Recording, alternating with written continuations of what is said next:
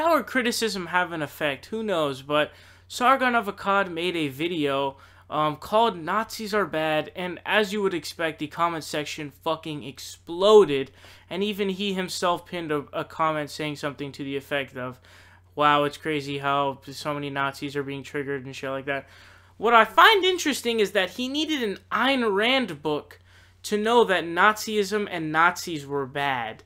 Like, you needed to read the so-called objectivist Ayn Rand, who advocated for a separation of the state and economics, meaning no taxes because it's theft, and there should be no unemployment, no roads, no police. Everything should be privatized, which is scary as fuck to have a privatized police force and all that shit. And you can look this up. There's actual video of this. I'm not misrepresenting her in any way, shape, or form. She said, yes, I advocate for a separation of state and economics, and also I don't believe in taxes, and you don't have a right to any of my money whatsoever.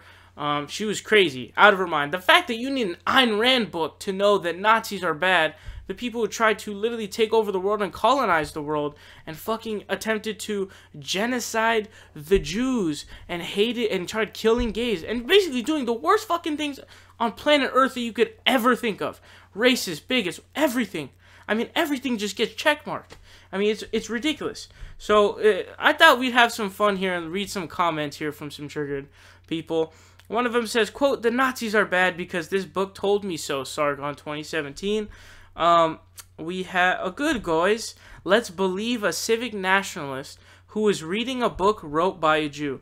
So, Nazis, of course, even in today's time, very anti-Semitic. If you want to see a lot of anti-Semitism, just go to a Rebel Media video. Virtually every, like, top comment that I see is, like, something vilifying Jews. I don't fucking know why. But, I mean, it's crazy.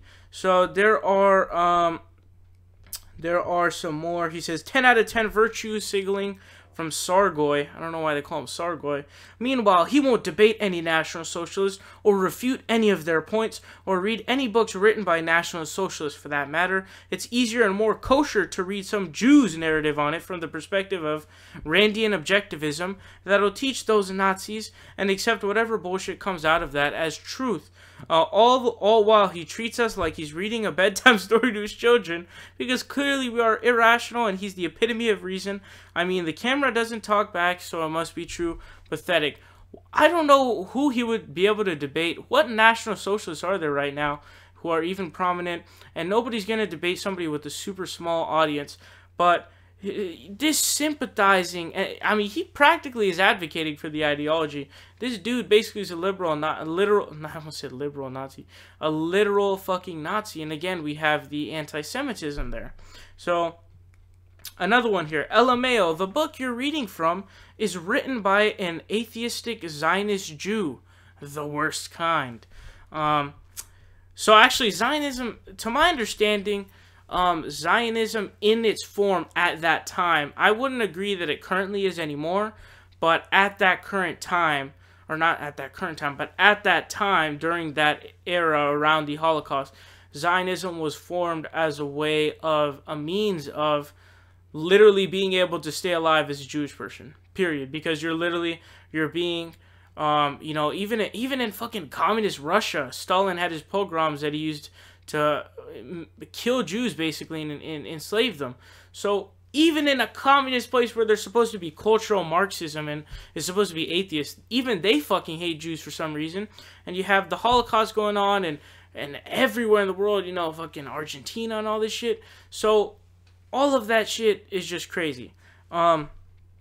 This guy says, if you listen to Hitler, you realize what he says makes perfect sense. Hence the reason Germany went from a poor, broken nation and within 6 years became the greatest nation in the world. Hitler was right. Yeah, they became one of the greatest nations in the world. I want to say the greatest because they fucking killed a shitload of people in other countries. Are you retarded?